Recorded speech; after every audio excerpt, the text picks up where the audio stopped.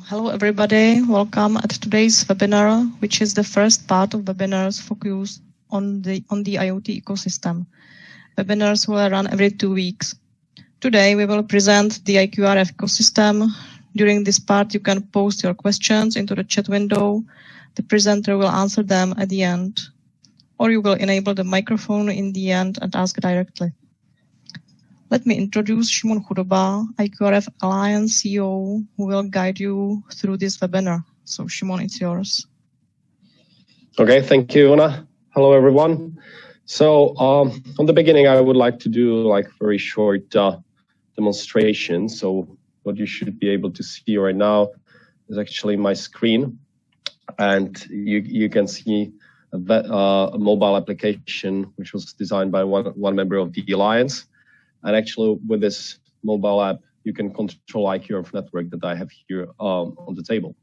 So you can read the data from the sensors, but you can also control some devices like relays or this power plug, for example. So it's fairly user-friendly.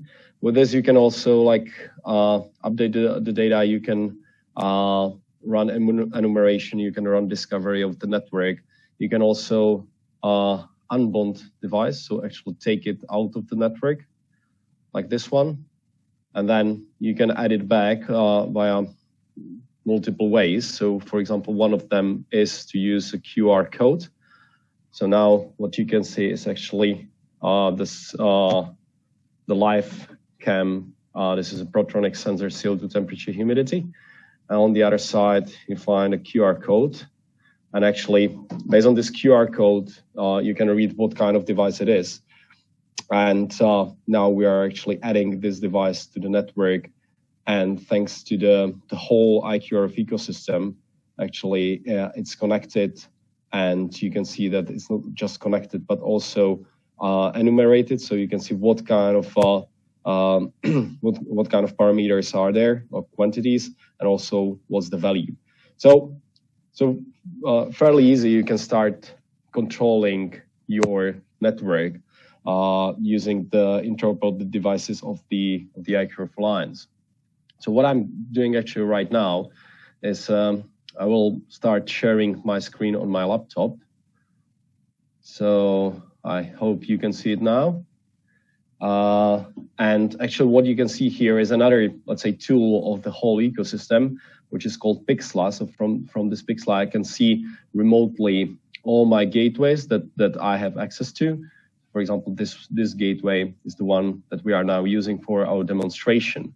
And through here, through the tunnels or directly, I can get connected directly to the gateway. So actually now in the manager, where I can set up the gateway parameters. So for example, now I can change the mode from the operational mode, which is needed for using the mobile app, but I can change it also to what is called service mode. So now this should be running, and I can also control it via UDP from the IQRF development environment, which is another tool which is available for you, especially for those who are actually focused on design of new products, right?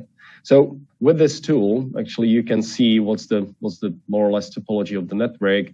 You can see the details of the network and do a lot of things. What I want to show you right now is actually how you can actually, let's say, take all the nodes out of the network. So this is what I'm going to do right now to clear our bonds. So basically, all the nodes will be now released from the network, and so they will disappear from this overview. So now you can see we have nothing in the network.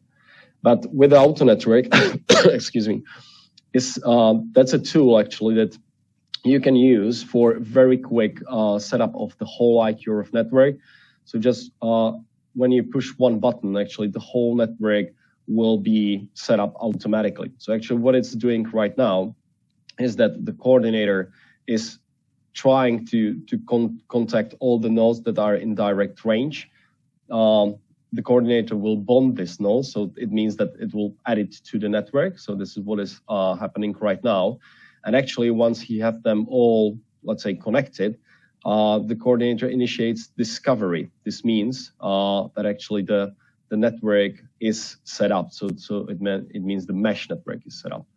And this will be done in a couple of waves, as we call it. So actually, all the nodes will be added back to the network. So with this, basically, you can very easily deploy or install the end devices. Then you can come to the place, install the gateway, just push one button.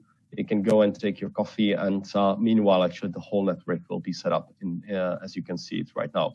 And then, for example, you can use the mobile app actually to control it, or you can get it connected to pretty much any cloud. So through this process, now, which is finished, we have like 7 nodes connected.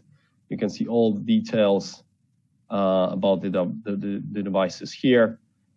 Even what kind of devices from which manufacturers they are, and so on and so on. So this is something that I just wanted to show you as an introduction, like what could be done with IQRF ecosystem. And there are many more, let's say, tools like that will help you to start working with the IoT and actually realizing your project. So what the project can be about.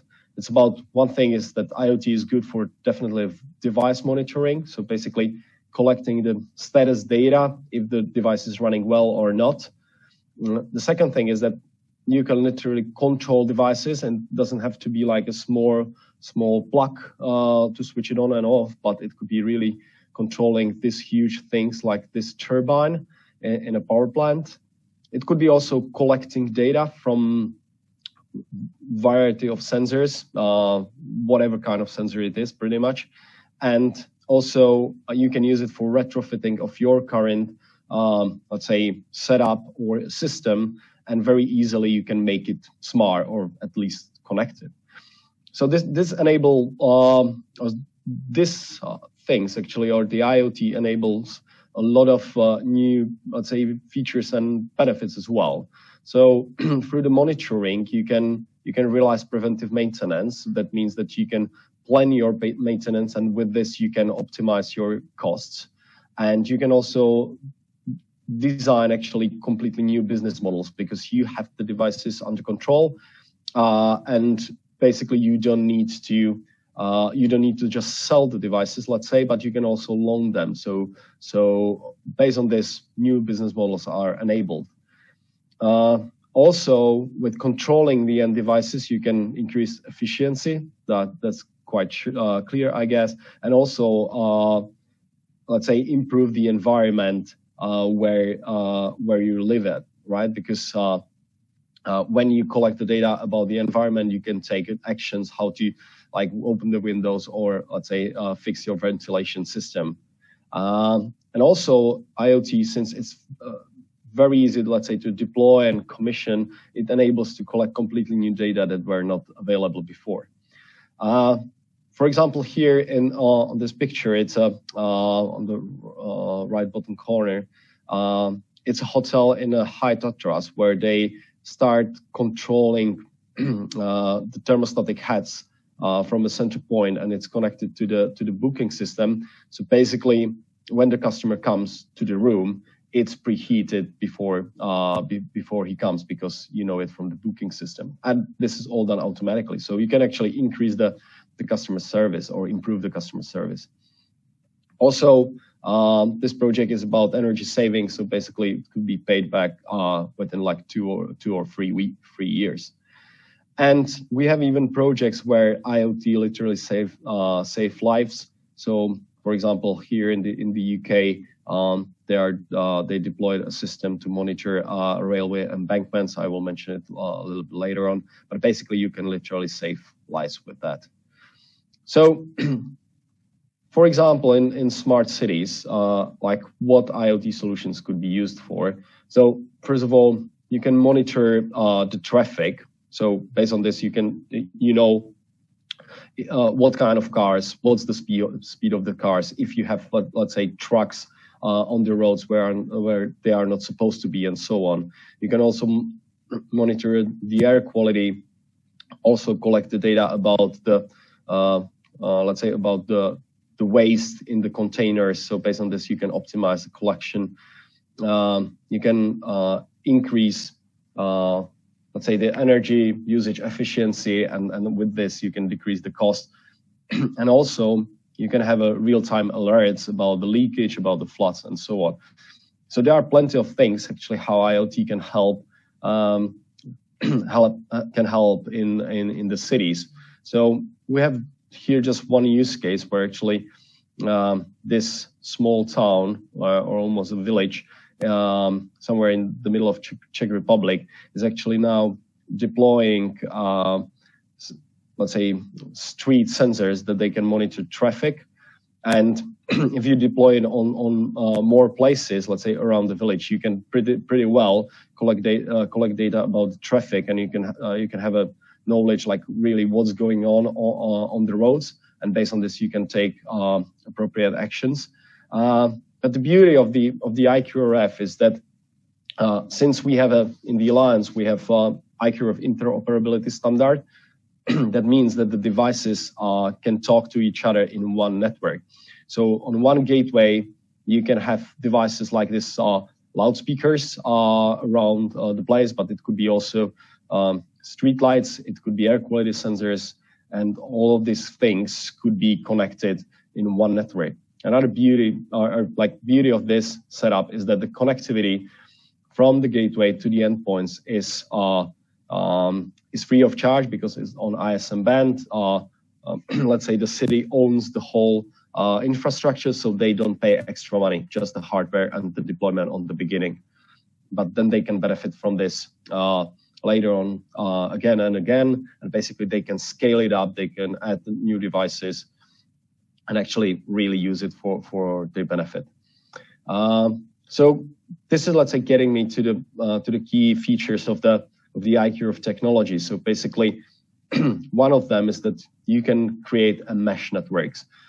So there are plenty of wireless technologies out there, but what is IQRF really focused on is, let's say, large installations in large buildings and also in neighborhoods. And that's due to quite good range between two nodes, which is, let's say, up to 500 meters. But especially with the mesh networking, where we have 240 hops, we can not only extend the range, but we can also make the connectivity much more reliable, because the mesh networking is actually making it robust and reliable. And this is something that I'm going to show you on the next slides. So basically, just basic informations. Like one thing is that we are working on sub-gigahertz bands, like 868, 916, 433, but we have also other bands for China and other markets. The good thing about that is that with a quite low power, you can get a very good range. Plus, if you multiply it by 240 hops, and I have to emphasize here that it's not like a theoretical number, but this is something which is really deployed out there and used quite often. So basically, you can get the range of 10, 12 kilometers without any trouble, and we have deployments with this. The IQRF is there for more than 10 years right now, and it's really very mature technology.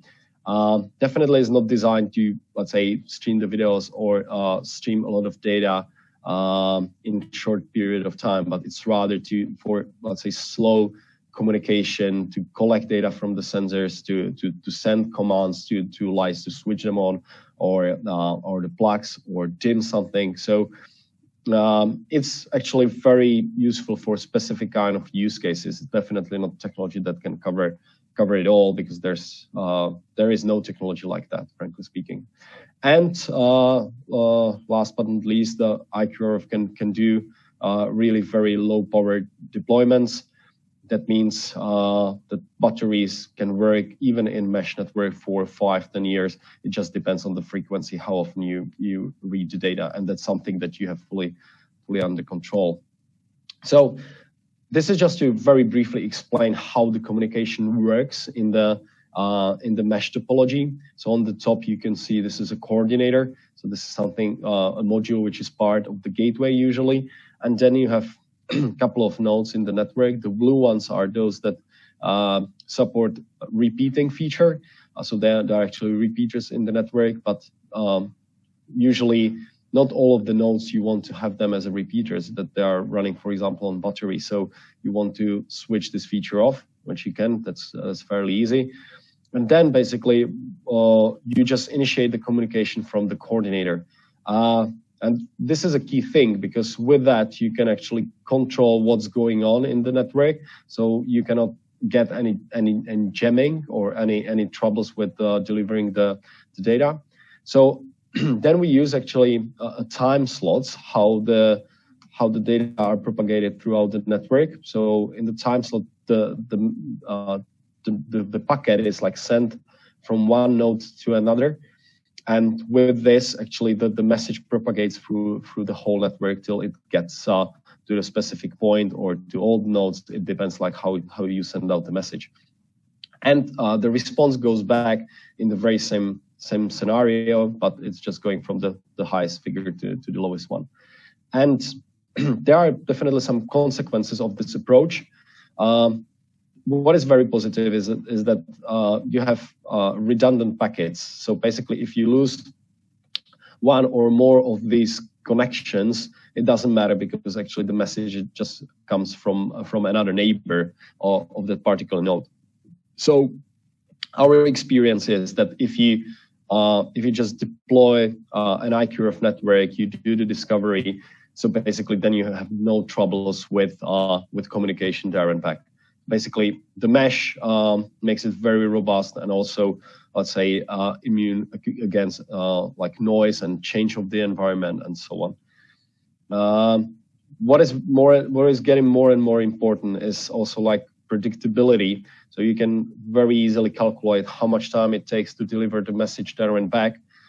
So you cannot actually jam the network with this. So this was just like really very brief introduction to the technology, and you will actually get more and more information on our website. And just briefly talking about the Alliance, which is let's say above the IQRF Technology. So we have some, let's say, recognized brands as IBM, Tech Data, ION. So those are quite large companies out there. But let's say the core of the Alliance are small and middle-sized companies providing different product solutions in the IoT space. So what I really like about this is that we can see the companies literally cooperating and realizing joint projects. So before it was really that every company created their own solution, but now it's rather, let's say, using different products from different members and actually putting them together. And this enables like much faster launch of the IoT solution. So over the 5 years, we grew up to more than 100 members from 20 countries. So as we are coming from the Central Europe, like this is where is it growing from? But currently we are quite focused on the UK market as well. And this is where I expect the Alliance to grow in the future quite significantly. So from the ecosystem point of view, so this is what we are doing together in the Alliance to actually build up the portfolio of the end devices and also further layers. It's fairly easy to actually take an IQRF module, like from the hardware perspective, integrate it into a device. And if you customize the firmware on the module, you can make the product also IQRF interoperable, which then is important for the gateway layer, because then the gateway can not just, let's say, communicate directly to the modules or to the end devices, but also parse the data.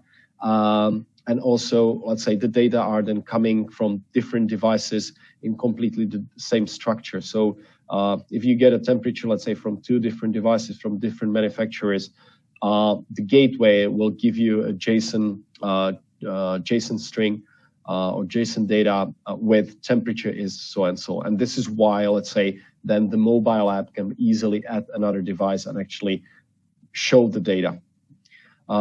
You can create your own gateway if you want. The only thing what you need is this IQRF Gateway daemon, which is open source software available on GitHub. So you just go there, you download it on any pretty much Linux device. You add a IQRF module that can be this USB dongle or whatever you want, and then you can create very easily your own gateway with 4G connectivity, with Wi-Fi connectivity, whatever you want, or you can buy a ready one from one of the Alliance members. And then the gateway could be connected to any cloud platform. We are using standard interfaces like MQTT, WebSocket, and so on. And the data are coming in JSON format, so it's very easy for anyone experienced with using clouds or IoT platforms to get the IQRF ecosystem connected.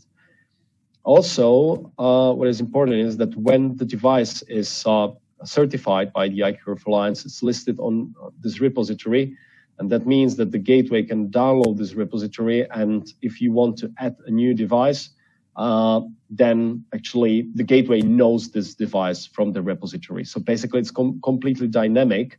You don't have to manually add every single device which is released in the ecosystem, but actually the gateway does it for you, and completely automatically based on the communication with the IQRF repository. So with this, actually it enables to do, let's say, IoT deployments much faster. Let's say 1 or 2 years ago, every deployment, the preparation was in months, maybe half a year usually.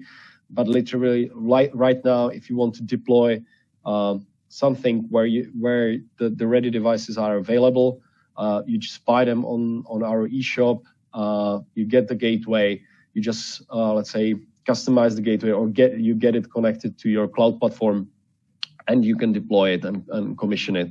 So then we are getting to literally rather hours than months of preparation for deployment. So, and this will save you a lot of money, effort, and pain as well.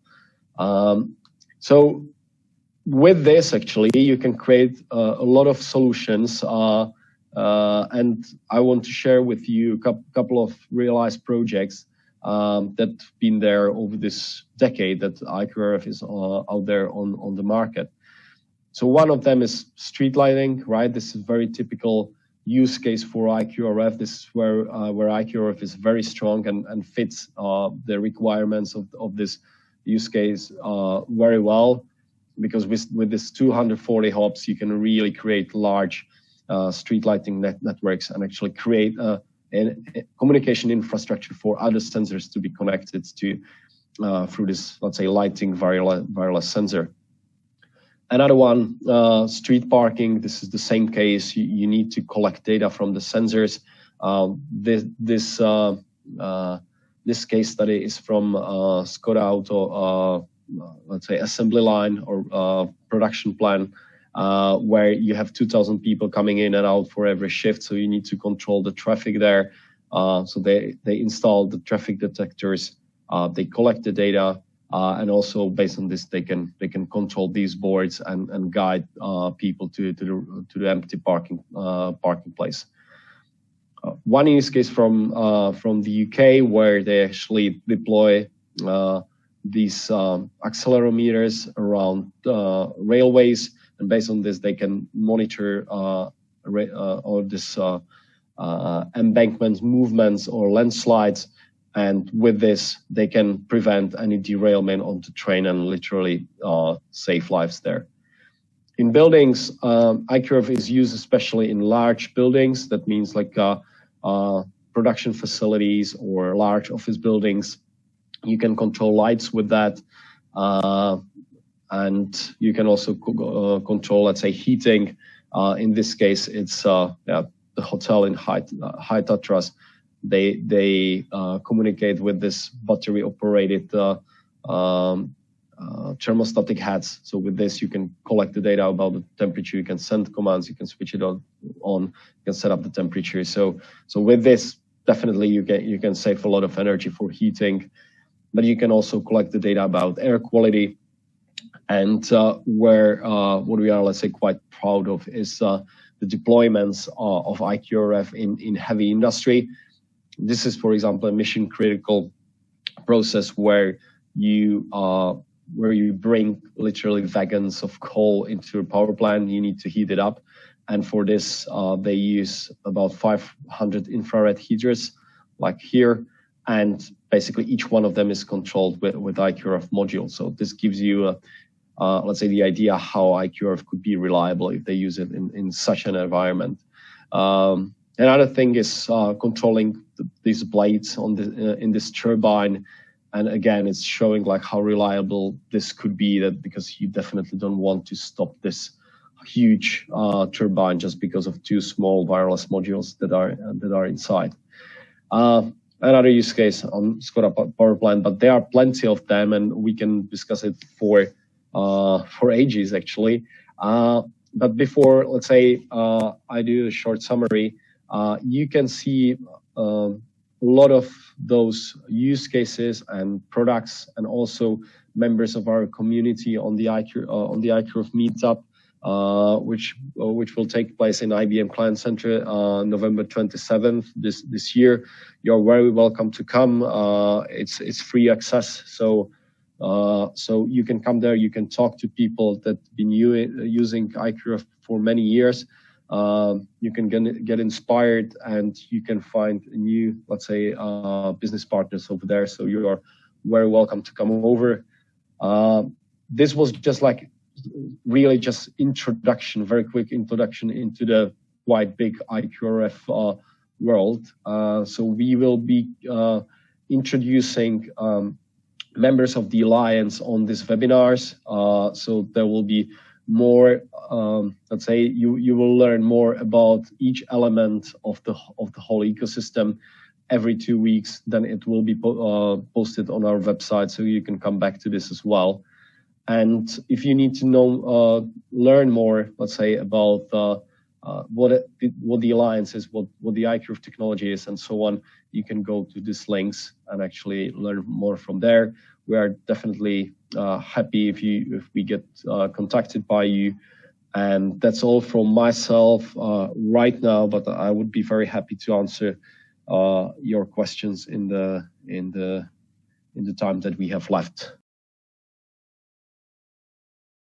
Yeah. So just to answer your question, basically what we can do, and there are tools in the IQRF development environment. Actually, since I'm still sharing my screen, right? Mm-hmm. So basically here in the control, so with this IDE, you can get connected to the gateway. So that's what I'm connected right now. And here you have an upload, and with this upload, you can actually upload new operating system. You can upload a new plugins and also the hex files. You can also upload a new TR configuration, and this is all done via mesh network. And basically, these tools that you can see here in the IDE, they are using just standard DPA commands. So this is this protocol. So basically, what is done here in the IDE, you can do yourself through the gateway as well, if you want. Right. Yeah, thank you. Yeah, yes. It's definitely nice. The thing is that we are literally integrating features that are, let's say, required and requested by our customers, and this is how the IQRF was or has been developed over the last years. That we are adding one feature after the other. Maybe you can show the UDP connection, how to do it. Right. So now I'm actually connected through the UDP connectivity to the gateway. So you can see it right here. So I know the local address, so I can get connected. But the IDE is full of features. You can do a backup of the network. You can do upload again. You can do the you can see the map. You can see all the details about the devices. So there's really plenty of things in the IQRF that you can use right away, and you don't have to waste your time and money to develop it again. Yes, just use the help of this tool. There is everything. By the way, online there are a lot of webinars. So this is what we mentioned here before, where you can go through this and literally step by step learn how to use the IQRF, what are the key features, and later on you can come also for a hands-on training. So we provide quite a lot of support on this. Thank you all. Have a nice day. Bye. Bye-bye.